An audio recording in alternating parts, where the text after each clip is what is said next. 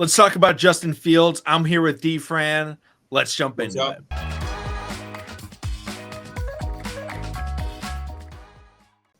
What's up? As you can see, got the Fields jersey right behind me. For those of you who don't know, I'm from Illinois. I watch every Bears game. I have done that for 10 years.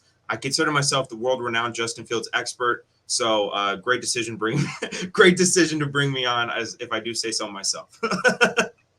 I've been watching Justin Fields longer than you, but okay. If you guys have never seen Mike before, go check out his channel. He just posted a vlog of us. He was who I was in Chicago with, watching the Cubs Braves series. So he makes really good content, NFL content, not just, it's not Bears content. It's not Seahawks content. It's just overall NFL, a lot of great videos out there. He also does some dynasty fantasy football stuff. So if you're interested in that, please go check it out. I'll link all that stuff below. But in this video today, we're talking about Justin Fields, who is one of the most popular names to talk about right now. At work, I'm always seeing ESPN. I have no sound at work, but I'm always watching them shuffle through topics. Justin Fields is being talked about almost every single day, whether it's who's going to break out, what should the Bears potentially trade him if they don't have success? And just the Chicago Bears, obviously a very historic franchise, but also a historic franchise in terms of struggling with quarterback play. So, Mike, just kind of jumping right into it, Justin Fields, only focusing on Justin Fields. What are your thoughts on him right now as a player, not looking forward to anything? So I tend to dig a lot into, I tend to investigate what the front office does and the decisions they make to see how they feel about a player, right? Remember this year, the Bears had the first overall pick. They could have taken any quarterback they wanted. But what they decided to do was trade that first-round pick and stick with Justin Fields. To me, that is a very positive sign. That means that they have a belief in Justin Fields, like a lot of us do, have a belief in Justin Fields that he can become a truly elite NFL quarterback. Now, last year, we saw everything with the legs. He was phenomenal, ran for over 1,000 yards, one of the only quarterbacks ever to do that. He was just a man among boys when he was on some of those runs, right? The passing was still a bit missing, I guess you could say. And the problem with it, though, was the Bears had no receivers all year. If Darnell Mooney is your wide receiver one, that is just, he had legitimately 4 first-round picks in college for his receivers, and then he's coming in the NFL with Dante Pettis getting significant playing time. It's just a total mess at receiver. The offensive line was really bad last year. So the Bears, I think, have made great improvements in those areas. DJ Moore, they drafted Darnell Wright top 10. So I think it'll give us an opportunity to properly evaluate Justin Fields and see what he can do. He's got a great deep ball. Like I mentioned, he's a great athlete. His accuracy, I think he still struggles with a little bit. He does have that kind of elongated throwing motion that I don't totally love, but people have succeeded with that kind of elongated throwing motion. I actually do think that Justin Fields can take a step up to be a borderline top 10 quarterback next year. I know we're going to get into how you feel, Makana, but I think that if everything kind of goes right, if Darnell Wright is a solid tackle, if DJ Moore, Chase Claypool, and Darnell Mooney are a pretty good three-headed monster at receiver, he could be a borderline top 10 quarterback. I'm not going to go too extreme on each one of the sides, but I do think we're in for a lot of improvement for Justin Fields. Yeah, and to give some background information, I love Justin Fields. All right, I've been watching this guy since Ohio State. I have been in love with his game since at Ohio State. I think if you're looking back at the last 3 draft classes at the quarterback position, Justin Fields is the second best prospect. I had him as the clear number 2 behind Trevor Lawrence. I will say Trevor Lawrence was the number 1, and then Justin Fields was the number 2, right? And then after that, if you want to go Bryce Young, CJ Stroud, if you're an Anthony Richardson fan, him there. I'm not even throwing Kenny Pickett into that discussion at all, but maybe Trey Lance, definitely not Zach Wilson. But coming into that draft, I thought this guy has to be number 2 or number 3, whether or not the Jets decide to stay with Sam Darnold or move on and draft a player. They decided to move on and just completely flip-flop the freaking shoes off themselves, and they lost their minds taking Zach Wilson and ruining basically 2 years of that franchise. They're back. They got A-Rod, so we'll see what they're able to do. But I was like, okay, he didn't go there. What's going on here? Now let's talk about the 49ers. Great spot for him, Kyle Shanahan, and they take Trey Lance. I'm like, what? Can you imagine if What's going on? Is a 49er right now? Legit. Could you imagine? I'm not even like super, super high on Justin Fields at this point. Like I said, I don't think he's a top 10. But if they had Justin Fields the last couple of years, they have to have won a Super Bowl, right? I mean, come on. They would have easily won it last year. Yeah. I mean, I think they probably would have won the Super Bowl if they had a quarterback last year. I think they probably beat the Eagles. But like, I'm so high on Justin Fields. And then he ends up going to the Chicago Bears. And Mike and I we were actually live streaming that draft with Hugh Jackson and Anthony and Matt, and we're having a good time. And all of a sudden we see that trade pop up. The New York Giants have made a trade with with somebody. And we were like, is this the Bears? It happens. We all get super hyped. I was not very hyped. I was not excited for Justin Fields to go to Chicago Bears. I don't hate the Bears. I like the Bears. I don't like Bears quarterbacks because Bears quarterbacks always fail. They've never had a 4,000-yard passer. I would probably argue they are the most historic team in the NFL. Maybe the Green Bay Packers are in that conversation, but I think it's probably the Chicago Bears. They're not a passing franchise. They never have been. But it was like, okay, maybe this guy can turn it around. And I think what people look at with Justin Fields, right? And you look at the statistics last year and how he's played. He's been a running quarterback. I think a lot of people miss the fact that coming into the draft, he was not looked at as a running quarterback prospect. He was looked at as a passing quarterback that can run when needed, and he has speed, but that's not what he was at Ohio State. And he goes to the NFL, and it becomes, like Mike brought up, dude was throwing to worse receivers than he had in college. Mm-hmm. How many times in the history of the NFL has that ever happened? I can really think of I think it happened to Justin Fields, and it's happening to CJ Stroud. Those are about the only ones I can think of. The only other guy I would really throw in is like Tua for his first year in Miami, but then they gave him Tyreek Hill, and he was throwing to one of the guys that they got him in Jalen Waddle, so it's incredible to me that Fields had to deal with such a discrepancy between his college. I mean, all four of his college wide receivers are going to be first round picks. Like that is, we're waiting on Marvin Harrison, who was like a freshman, I think, maybe at that time. Dude, Chris Olave, Garrett Wilson, Jackson Smith, and Jigba. 3 certified first round picks. JSN is going to break the NFL, but that's a conversation for a different day. But another thing I don't think people are giving enough credit to Justin Fields for, or they're not, a reason they're defending him is because in his first season, he had Matt Nagy, who was terrible. Matt Nagy was terrible. Not only could he not call plays to the end of his tenure, not only could he not manage a clock, but he didn't even manage Justin Fields correctly. Every week is Justin Fields going to start? We're going to play Andy Dalton. He had some obsession with Andy Dalton, and I cannot explain it. I don't know what it was. Coming in last year, obviously he made great improvements from his rookie year. It was year 1 of offensive coordinator Luke Getsy. Now, I think a lot of quarterbacks really in the second year of their play caller, they find their rhythm, right? The play caller and the quarterback, they figure out what each of one of them does well. They're able to call a better game. They're able to figure out what works, what doesn't, right? Year 2 with Luke Getsy, I think that it's going to be a lot better of a pairing this year, right? I think Luke Getsy, coming from Green Bay, worked with Aaron Rodgers. He's going to be a guy that's going to be able to install a much better passing offense, much better offense around Justin Fields. And Justin Fields has an element that Aaron Rodgers never had where you can run read option. You can run quarterback draw. You can run all of these quarterback design run plays to just make the offense even easier for Justin Fields and the Bears. Yeah, and one of the biggest things about that is you look at who's the running quarterback in the NFL. It's Lamar Jackson. That's what people look at. Yeah. And the reason why Lamar Jackson has looked at that because it was design runs. Justin Fields wasn't running design runs like Lamar, right? Where Lamar, Greg Roman was dialing up 8, 9, 10 read options, QB draws, QB powers for Lamar Jackson to run. Justin Fields was scrambling, right? He was Mike Vicking. All right. That's what he was doing. And he was having to do that because his receivers couldn't get open. And when you're looking at this upcoming season and who he has to work with at wide receiver, you add in DJ Moore, who is one of the most underrated wide receivers in the NFL. I loved him in Carolina. And he ended up going, I was so happy when they made that trade because it was like, okay, 1, the Bears aren't getting rid of Justin Fields, which I'm happy about. 2, they're giving him a wide receiver to help out with. And then they draft a tackle. It was like 3 perfect things that all work together to be like, all right, now we are set up. So you're looking at this offensive line, the improvements that they made, because last year with no wide receivers, they were a decent NFL offense. They weren't the best NFL offense, but they were average.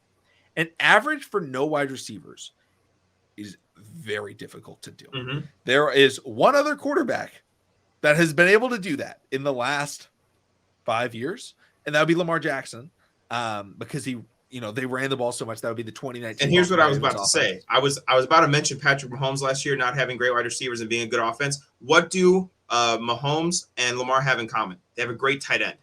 I would not put Cole Kmet in the same category as I would Mark Andrews and Travis Kelce. I would agree. So even more so, like you don't have like a Travis Kelce, Mark Andrews, reliable tight end. Cole Kmet's good. He's probably top 10 tight end, but he's not in the top 2, 3, 4 guys like those guys are. Yeah, you don't have a potential Hall of Fame. Like I think Mark Andrews is, a potential Hall of Famer. Obviously, Travis Kelce, first ballot, right? Maybe the best pass catching tight end of all time. Definitely. Justin Fields was doing it on his own with a bad defense, and so now you're coming into a year where Justin Fields. I think last year I was talking with Matt about this last year. I don't know what week. Maybe it was week 12, whatever it was, and he was talking to me. He's like, "Dude, I think Justin Fields may be a top 10 quarterback in the NFL." And he was saying that as if it was a hot take. And I was like, I heard it and I was like, let me think about it. And I was just kind of running through my list of quarterbacks that would take over Justin Fields like that season to start a quarterback. And I was like, I think you're right. I think he is top 10. And that's not to slight these other quarterbacks because they're more polished in some aspects. But when I'm looking at a quarterback, right? One, can Justin Fields throw? Yes. Does he need to work on his passing game? Absolutely. But a lot of young quarterbacks need to work on their passing game, right? Trevor Lawrence, after year one, needed to work on his passing game. Is Trevor Lawrence the best, a top 5 quarterback prospect in NFL history? Yes.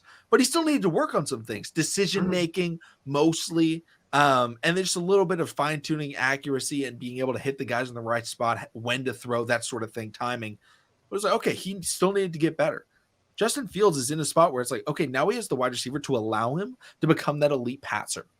But that he was coming out of college because, again, at Ohio State, he was not a runner. Could he run? Really, yes. No. But he was a passing quarterback. I mean, you look at it, like, you know the running quarterbacks in college, right? If you want to go back and watch Lamar Jackson in college football, it was – oh my God, I'm terrified that he's going to run the ball. Could he throw? Yes. But you were scared about the run. When you were going up against Ohio State, not one time in that game where you're sitting there like, man, we got to worry about this run from Justin Fields. No, you're sitting there, you're like, oh, this guy is dropping back yards down the field, and is Justin Fields going to bomb it to him? Yeah, that's what you were worried about playing Ohio State. Yeah. Like, oh, we just cracked Justin Fields in the ribs. We probably broke his rib. You're not thinking, oh, good, now he can't run. You're like, oh, my God, please don't throw the football. And then he steps into just an unbelievable throw against Clemson and beats him and throws for 6 touchdowns. You're like, oh, yeah, this guy's a thrower of the football. No, and here's another thing I'll add, too. I think that taking what you're saying a step further, he almost hasn't even been allowed to, like, show off how good of a thrower he is, not only because his receivers can't separate and can't have the speed to get down the field, but he doesn't have time. I was at the Washington Bears Thursday night game last year. It seemed like as soon as he caught the snap, he was just getting bombarded by the Washington. And Washington's defensive line is good. But now that you have Darnell Wright on the right side, now that you hopefully have a decent left tackle in Braxton Jones or whatever flip-flop order they play, right? You have Tevin Jenkins, who I think can be a pretty damn good guard in the NFL. If you give him time to throw, if you let the play develop, let the receivers get down the field, Justin Fields will show you why you traded up to take him 11th overall. I mean, that's what I'm so I'm going to pound the table for that. You know what I'm saying? So better offensive line is going to give him more time. It's going to give him more opportunity, and he'll show you why he's a special thrower of the football. Yeah, and this year, when I'm ranking quarterbacks, I have him at number 8. And a lot of people get very upset at that. I know that's a hot take. That's a hot take. I know that is a hot take. I think a lot of times people say, like, this guy is number 4 in the NFL, and it's clearly a hot take, and they're like, how dare you disagree with me? I know I'm right. I know that's a hot take. It's fine if you disagree with me. If you don't have him top 10, whatever, right? If you have him, top 16, I'm probably pretty happy with it. As long as you got him as average or above average, I'm chilling with that, because I do understand statistics haven't been there. But this year, with the new wide receiver, with that updated O-line, with that second year in the system, and just third year in the NFL in general, and a diminished division, there's no longer the father of the Chicago Bears is gone. is gone. Mr. Rogers has left the building. Mm-hmm. I'm going to say this right now. I think the Chicago Bears win that division. Oh, whoa. Wow. Yeah. Should we I think just they segue have right I into think that? they have the best quarterback. I think they have the best quarterback. They have the second best wide receiver, Fair. and they have the best running game. Should we just segue right into expectations for the Bears this year? Let's do it. I think the Bears the ceiling is like the 6 or 7 seed in the NFC. And here's why I say this, right? I think Detroit, like you look at their roster, you can ignore quarterback because I do agree Justin Fields is probably better than Jared Goff, right? Their roster, Detroit wins in pretty much every other category. Defensive line is Detroit by a mile. Secondary is Detroit probably by a less mile, but still a decent amount. Offensive line is definitely Detroit. Receivers overall, they're pretty even right now. If Jameson Williams comes back and is really, really good, you could probably say the Lions, you can make an argument for either team. I just think the Lions are a much better team overall. Now, I'm not going to say that they're a Super Bowl team because it's the Lions we're talking about. Let's be real. But I just think that the Lions roster is so much better. And then you look at the Vikings. The Vikings went 13-4 last year. I don't think they're going to be as good this year. But, I mean, Kirk is a good quarterback. And then who knows what you have in Jordan Love. So I think the Bears ceiling, saying they're going to win the North is a very, very ballsy take. And I appreciate, I would love to see it. Me and my mom watch the Bears games every week. I'd love to see some wins. It's been a rough couple of years, but I just think the North it's not good, but I think it's kind of firmly in the grasp of the Detroit Lions. And it would take something very special for the Bears to pry that away. Again, even assuming their offense is good, the defense, especially the defensive line, is not good right now, unfortunately. And like they were getting just gashed last year. I understand they made some good free agent acquisitions. So I could see, if you want to argue with me like a 9-8, 10-7 season to get the 6 or 7 seed in the NFC, I'd play ball with you on that. But to win the North, I just don't know, man. That's a little fruitful for me. So I'll get into some of the reasons. I think the biggest one, obviously, Justin Fields. He's going to take that lead.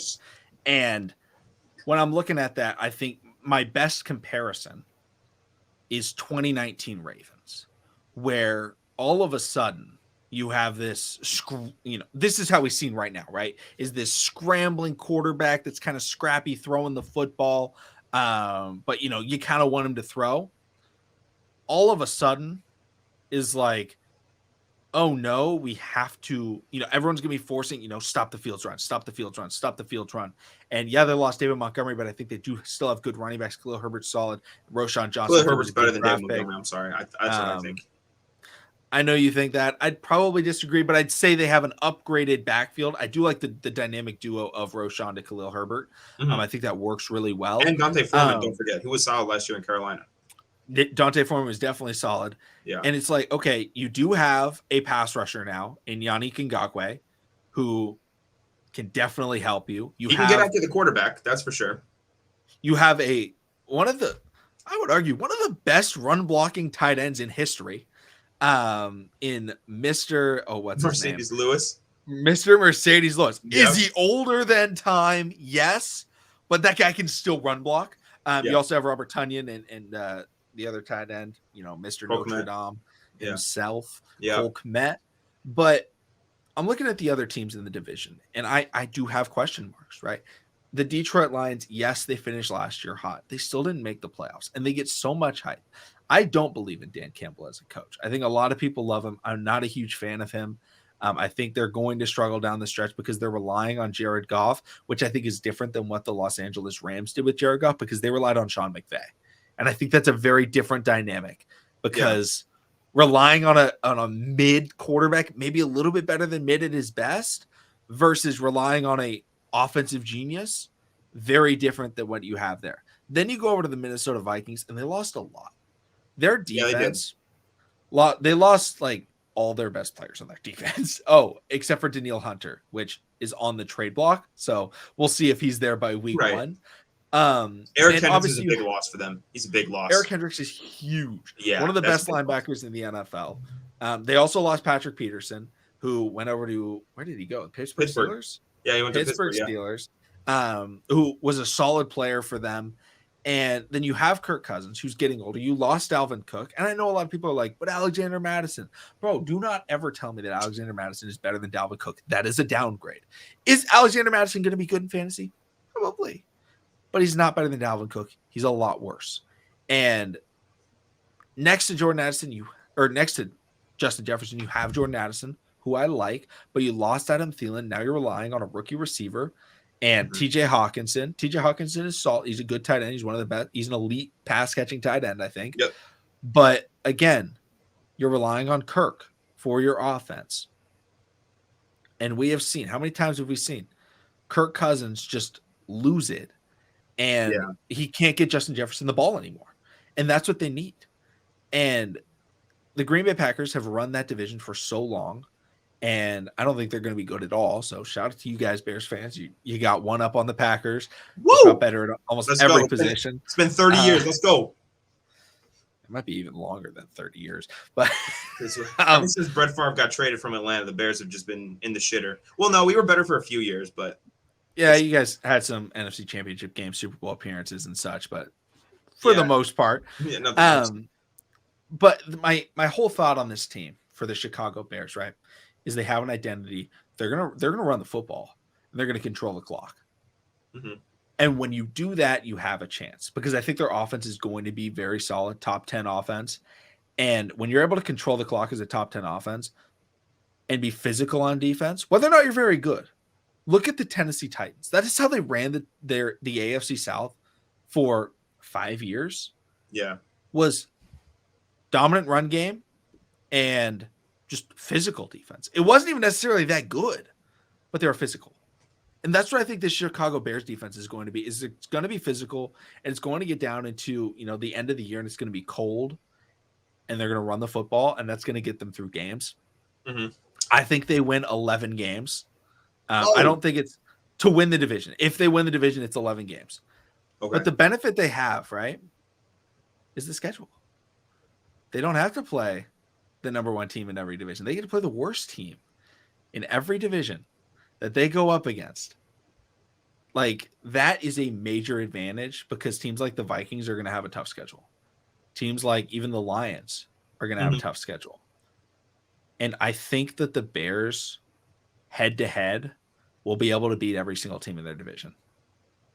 At least once. One thing in your NFC North spiel that you were going on, it did remind me of one thing. I mentioned how the Vikings went 13-4 last year, right? They won 11 games. 11 games by like single digits. That is crazy. Yep. First of all, they won a game by the greatest comeback in NFL history. That's not going to happen. They won a game in which Josh Allen fumbled at the goal line. The Vikings recovered for a touchdown. Justin Jefferson made maybe the greatest catch ever, and they barely squeaked out the Bills. That's 2. And 3, they won a game specifically against the Bears where Justin Fields completed a pass for a game-winning drive. We fumbled. The Vikings picked it up and won the game. There's 3 games that you probably don't win next year. Yeah. It automatically gets you to like 10-7, even if you stay the exact same. So the Vikings, I can't see taking a big step back. The Packers, I hope the Bears can beat the Packers. It's been way too long. I mean, it's just been atrocious. If the Lions can do it, the Bears can do it. Yeah, I mean, yeah, you're not wrong. You're really not wrong there. But Aaron Rodgers played probably his 2 worst games against the Lions last year. I don't know what Dan Campbell said to him. I don't know what was going on in the meeting rooms, but they had Aaron Rodgers' number last year, and that was just something the Bears could never do, unfortunately. But yeah, I have such a problem saying Detroit over the Bears. The Bears they still have some holes on their roster, and if you're gonna present to me the argument that the Bears or Justin Fields is this 2019 version of Lamar Jackson, where he takes his big leap and he's the league MVP. You might have him as an MVP candidate. I'm not putting words in your mouth. I'm just saying. I do have him as an MVP. Okay, I assume that's where I will be throwing money on Justin Fields for MVP. I'll say that right now. I assume that's where you were going with the 2019 Lamar comparison. Then I can see the Bears making the playoffs.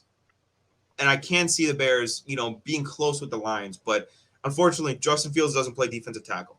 Justin Fields doesn't play strong safety. Justin Fields doesn't play weak side linebacker, right? Those are positions where right now the Bears are not the best, and we'll have to see. We'll have to see. I thought it was ballsy that I predicted the Bears in my NFL records prediction video to go 9-8 and be the 7th seed. I thought that was ballsy. You saying 11-6 and win the North is a different level of ballsy. For that would have to be the best turnaround, one of the best turnarounds in NFL history, right? Bengals Super Bowl. Yeah, that's true. Well, to be fair, Joe Burrow did tear his ACL. I mean, or you could go to San Francisco 49ers after Jimmy Garoppolo got injured and they took Nick Bosa, went to the Super Bowl. Yeah, of course. That was awesome. But yeah, I don't know. I tend to be pretty optimistic, but I don't know. All right, everybody. So if we're wrapping this up, I'm just saying this right now. Bears over under win line is at 7.5. I'm hammering the over. I'm betting on Justin Fields to win MVP. Will he win? Probably not, but the odds are just way too good to not bet it for me with the season that I'm thinking that they're going to have. Bears to make the playoffs, I'm betting that. Bears to win the division, I'm also betting that. Those odds are just too good to pass up. If they don't win the division, I'm not going to be devastated. I think they will make the playoffs. Shout out to Mike, but only one of his teams is making the playoffs, in my opinion, and it's not Seattle. But Mike, thank you so much for coming on. What do you have to say to wrap this show up? I am a big Justin Fields believer. I hope that he's able to be as good as McConnell is saying. I'm not going to go that far, though. I think we need to temper our expectations a little bit. I'm not trying to play the game where I think he's going to be MVP. I'm not there yet. I'm a little skeptical still. But I would love this would be the only time in our friendship that I would love if McConnell was right. And yeah, that's what I'm going to say. All right, everybody. Thank you all so much for watching. Subscribe for more NFL content. And I'll see all of you again next time. Also, make sure to check out Mike's channel as well.